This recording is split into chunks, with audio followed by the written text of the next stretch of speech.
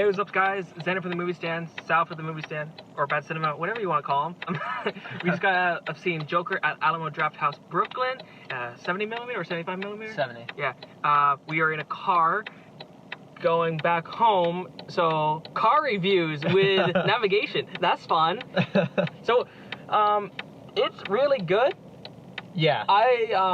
There's a lot of talk about, like, anything Oscars, as there is anything with a huge comic book movie that's boasts better than, like, the typical or whatever you want to say. Like, yeah. That they think they're on a higher level. Even they may not be, but they always have that talk, the buzz of Oscar stuff. Yeah.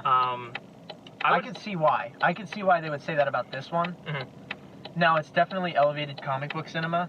I wouldn't say it's, like, on the level of Taxi Driver, even though it was, like, largely inspired by it, and you could totally see the influence there. But again, like, I don't think it would win for best original screenplay. No, I don't, because it's a pretty basic, on its own, it's a pretty basic story that I feel has been told before. It absolutely has been told before. And yeah. It's just. Now, if we're talking about best lead actor, I think a best lead actor nomination is definitely in order for Joaquin Phoenix, which maybe even cinematography, because you know what? Yeah, beautiful. Yeah, it was shot.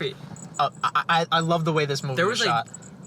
A lot of the stair step things, I'm like, that's amazing. Not even the happy ones that are highlighted in the trailers, like the dark, depressing ones. Yeah. There are shots in that movie that I'm like, ooh, that's pretty. Yeah, yeah. Perfect shot. Let's go.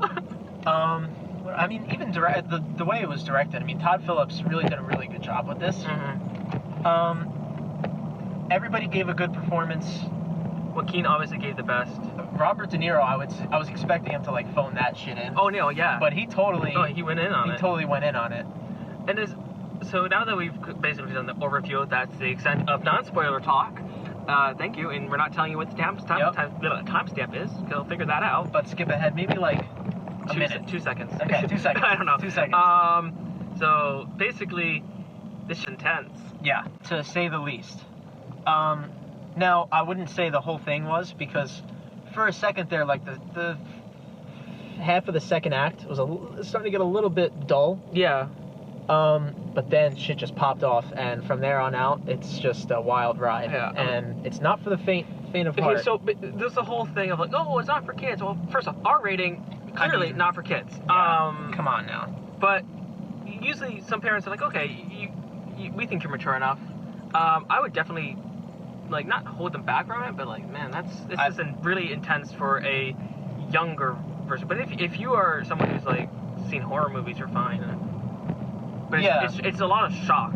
Yes, and it feels real. Like, it feels raw. like that could, raw. That's the word for it. Raw. It feels raw. It feels like it actually happened. Like, and that just speaks to Joaquin's performance. Oh yeah, really.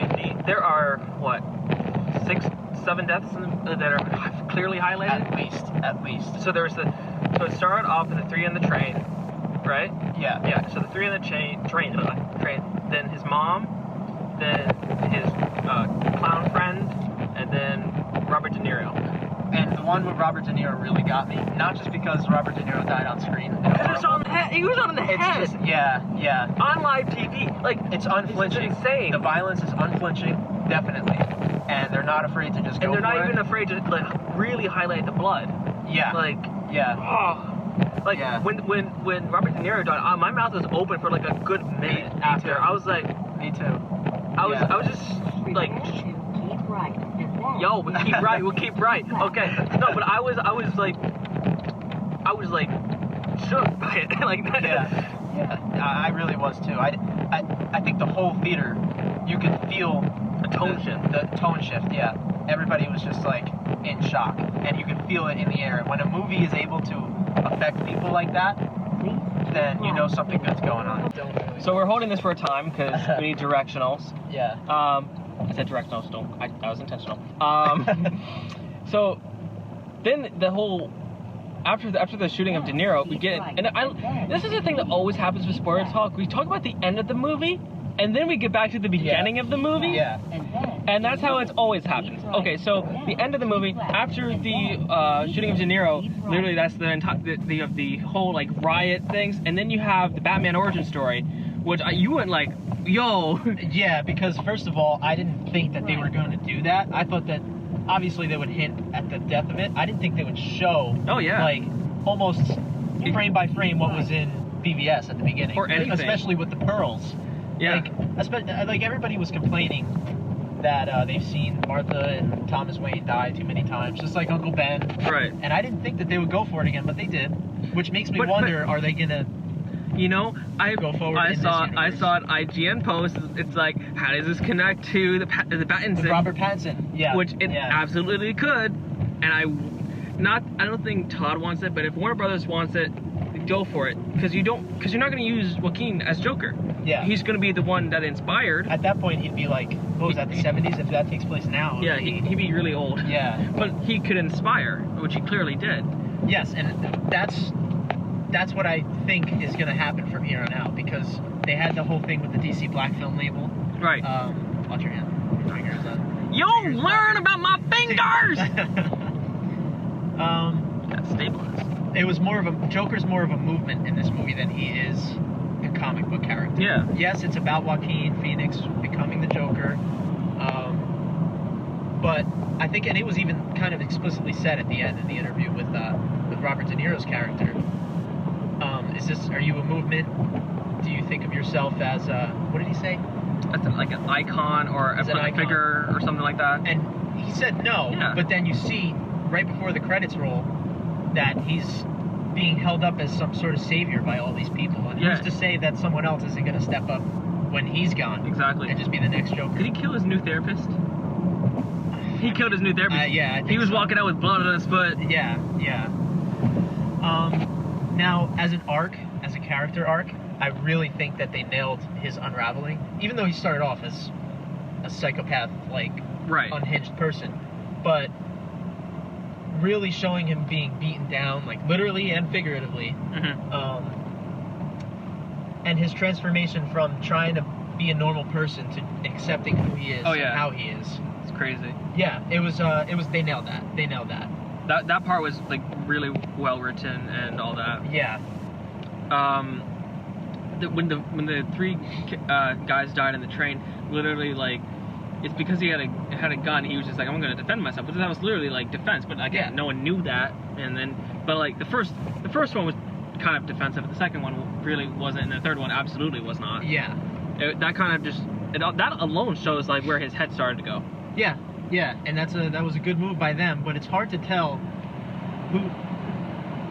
what position they were trying to take in the story. Are they trying to convey this guy as obviously he's really bad, he's disgusting, don't do what he's doing, or are they glorifying him? I couldn't really tell. But at the same time, that kind of is Joker in a sense. Yeah, and you can't make a movie about Joker without doing what they did with this movie. Yeah, which is why which is playing both sides, essentially. Yeah, and I really appreciate the fact that they just went for that. I can't believe that this movie exists. I'll say that right now. Todd pushed for that R rating, right? Yeah. Which you can clearly tell, and what I bet is less highlights on blood. They might have cut out his clown friend death, and they would have cut the De Niro death, but not as pronounced. Yeah, I can't believe they killed De Niro on screen like that. That was, and they kept it still alive. They didn't even cut it, and then they cut right before his monologue finished. But at the same time, another feed, I think it might have been just the feed from the camera, had him being tackled down. Yeah. Which that pull-out shot, I love pull-out shots like that. Yeah. Shout out watching.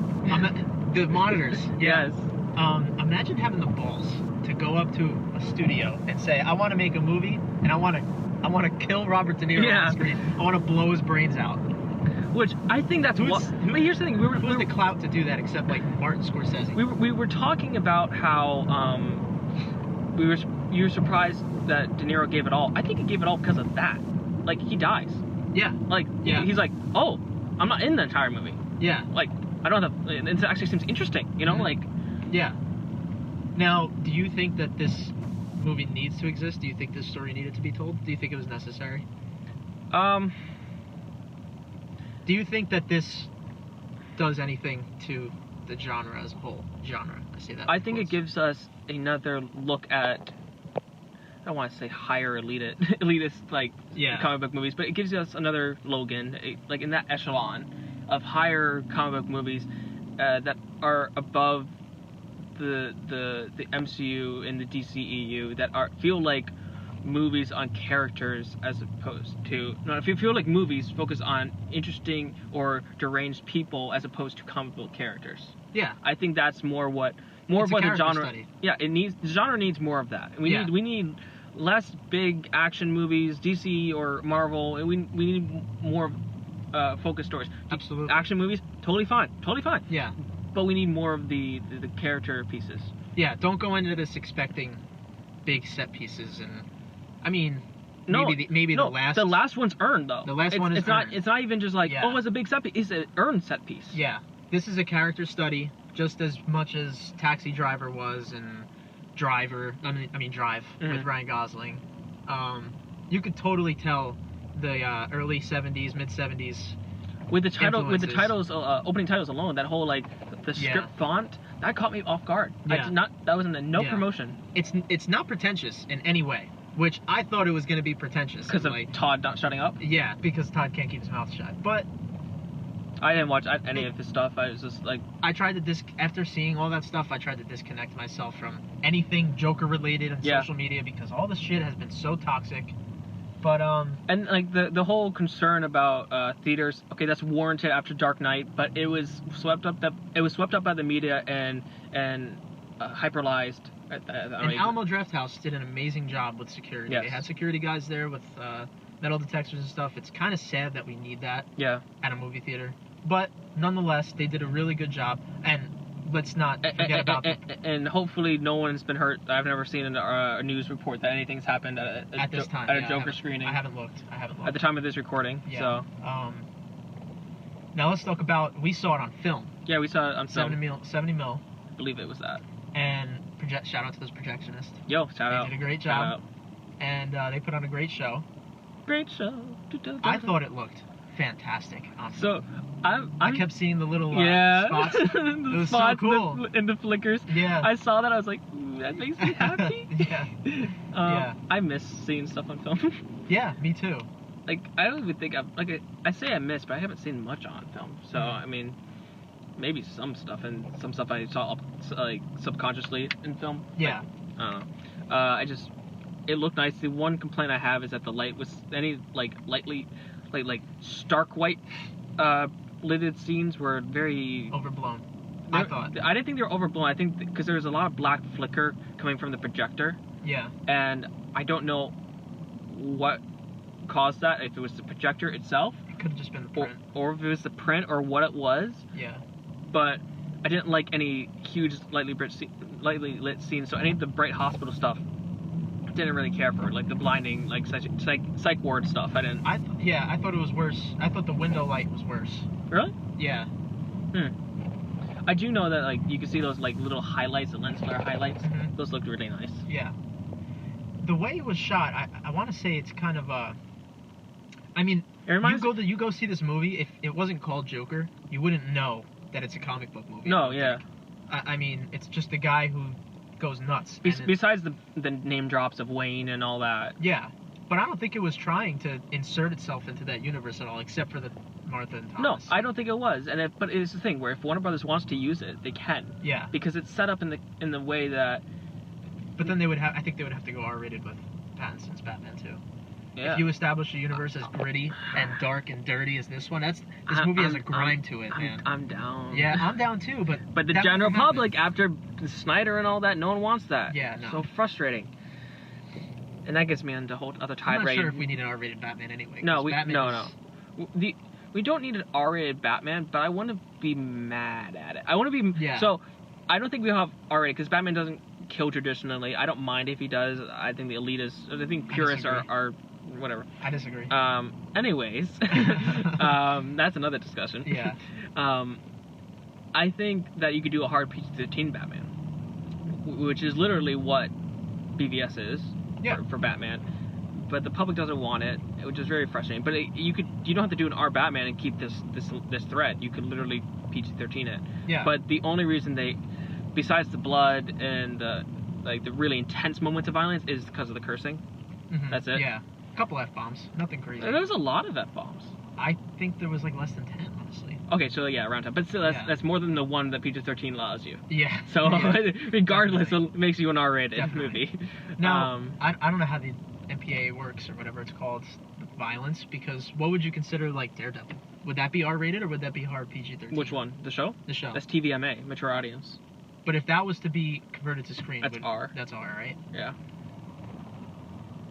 BVS, that warehouse scene was pretty violent. Yeah, but it was definitely toned down. They took the blood out, but yeah, you still heard bones cracking and shit like that. So. But that's what I mean. It's hard PG-13. Yeah. That's how you can do it. Yeah.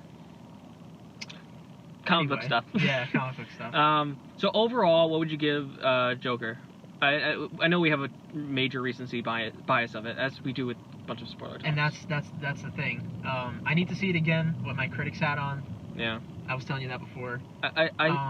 I think it's. I would go a solid. I'm floating back and forth between 3.5 and 4. 3.5. Or explain 4. that. I want to know what you mean by that. I just thought it was a little dull in the middle. I could say that. Yeah. Yeah. But that might just be my like going into a comic book movie and expecting to see comic book shit. It's not that. It's not that at all. Oh, also. So I think I'm more comfortable saying 4. Right. I'm more comfortable saying 4 because of Joaquin's performance. It bolsters up the entire film. Yeah. You remember they pulled like a Fight Club. Yes, at the end. You could totally tell. No. That was I'm also talking about the girlfriend. Oh yeah, being in the imagination. Yeah. Yeah. They pulled a Fight Club there. Yep. That was kind of not frustrating, but like that wasn't wrapped up really well at all. It was just all of a sudden. It was just super ambiguous. I'm not sure if he killed her or not. No, he didn't kill her. He just left the room. Well, you don't know. Well, yeah, but it's also a thing where like that thread wasn't even really wrapped up. But I guess that explains where his headspace is. Everything's just a mess. Yep, exactly. So that's the thing where people go in and they're gonna like dissect this movie. It's like, yeah. But his headspace is a mess. So if the movie's a mess in some parts, that may be intentional. Like, and that's the thing. This movie is entirely from Arthur's perspective. Mm-hmm. Arthur Fleck. Yeah. Everybody knows that's his name. So he's an unreliable narrator in that way, just like Edward Norton was in Fight Club. Yeah. So that's a really good comparison. I think that's a big influence on this movie actually. So 4 out of 5? Definitely 4 out of 5. I'm comfortable saying that now. Yeah. Before I interrupted you, what were you saying? don't go into expecting like anything big. Don't expect like Avengers Endgame type shit. Yeah. No, this is not that. You seen the trailers? Yeah, this is a straight up character study. One guy. It's just about him. Yeah, I agree with you on the 4.5. 4 out of 5 stars. And again, second viewing needs to be seen to see if that is. Mm-hmm. I know that a lot of people watching it will have a major gut reaction to a couple of those things. But they needed to be in there, otherwise the movie didn't really have any punch. Yep, it wouldn't have anything to say. I think if it was not in there, like it'd just be another movie. Yeah. And nothing that, and like that's again why I need a second watch, because if those are the only things that make it anywhere close to be Oscar level, then that's an issue. Like I think his performance is a nomination worthy. But like, yes. if the only the punchy, quote unquote, edgy moments are what makes it, yeah, like that shouldn't be what it is. And now, if you're a normal human being with any sort of empathy, yeah, or ethical, moral code, yeah. like you're not gonna feel bad for this guy. No, you're not. And I don't think the movie is trying to make you feel bad for him, which is I really appreciate that. That's what I think. Like I was saying before, what position were they trying to have in this movie? I don't think they were siding with him at all. No. I think it was literally just seeing what it's like for a mentally unstable person to go through this process and what goes through the mind of a serial killer, I guess. Basically. Yeah. There was, remember that, did you see that Dark Knight nod in the police car? The ace in the hole? No, and his head was against the window and he was looking out. That was a nod. I didn't notice that, no. I don't know how I didn't notice that because it's my favorite movie ever. Wow, okay. 5 out of 5. 5 out of 5. There was a lot of Larry Fong and Fabian Wong type shots going on. Yeah, with the blurred backgrounds. Mm-hmm. That's what I really liked about it, but it's a really personal, upfront, and visceral movie like that. Yeah. You're just constantly with him through this whole ride, and it's unsettling. It really is. It really is. There's a Yeah.